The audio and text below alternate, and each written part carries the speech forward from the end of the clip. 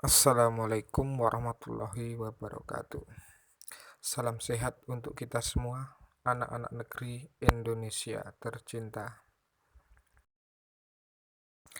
Baiklah, dalam video sebelumnya kita telah membahas tentang unsur-unsur berita. Dan pada kesempatan kali ini saya akan menjelaskan materi tentang bagaimana cara meringkas berita, menyimpulkan berita, tanggapan terhadap berita, atau menanggapi sebuah berita.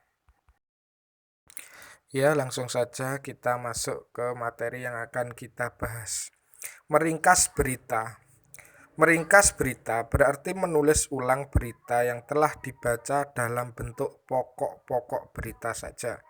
Artinya, kita memperpendek berita yang panjang lebar itu dengan syarat menulis hal-hal penting yang ada dalam berita tersebut. Kemudian, langkah-langkah dalam meringkas berita. Itu yang pertama, mendengarkan atau membaca berita dengan seksama. Jadi kita membaca berita dengan sungguh-sungguh. Kemudian, mencatat pokok-pokok atau unsur-unsur berita. Jawaban dari pertanyaan 5W plus 1H. Kemarin sudah saya jelaskan 5W plus 1H itu apa.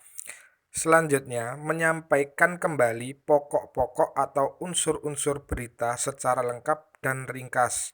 Ya, jadi pokok-pokok yang penting itu jangan sampai ada yang kelewatan atau hilang dalam kegiatan meringkas.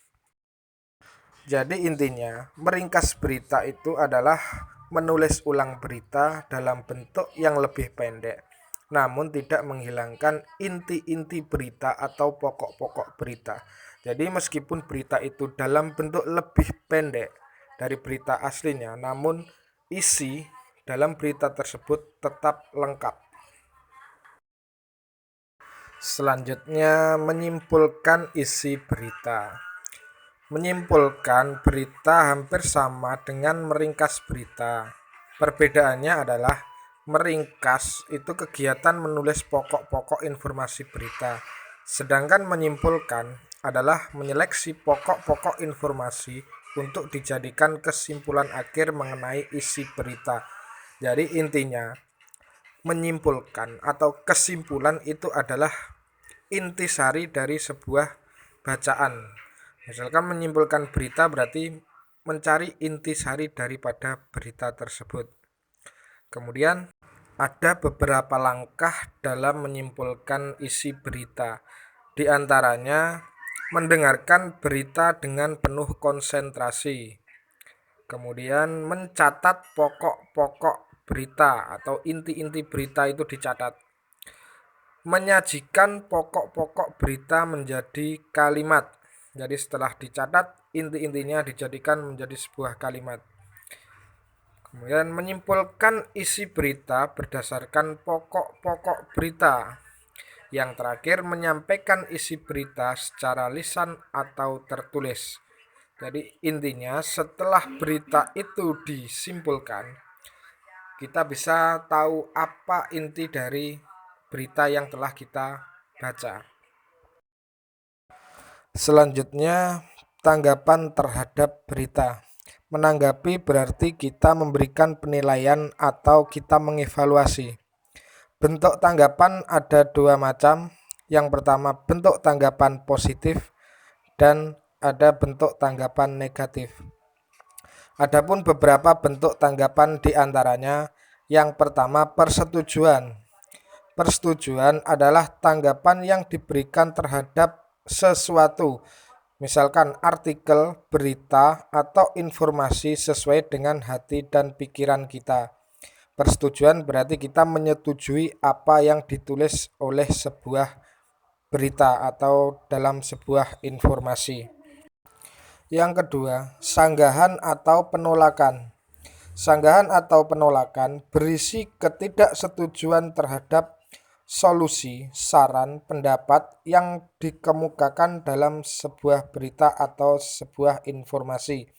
Jadi Kalau yang pertama tadi persetujuan, kita menyetujui terhadap sesuatu.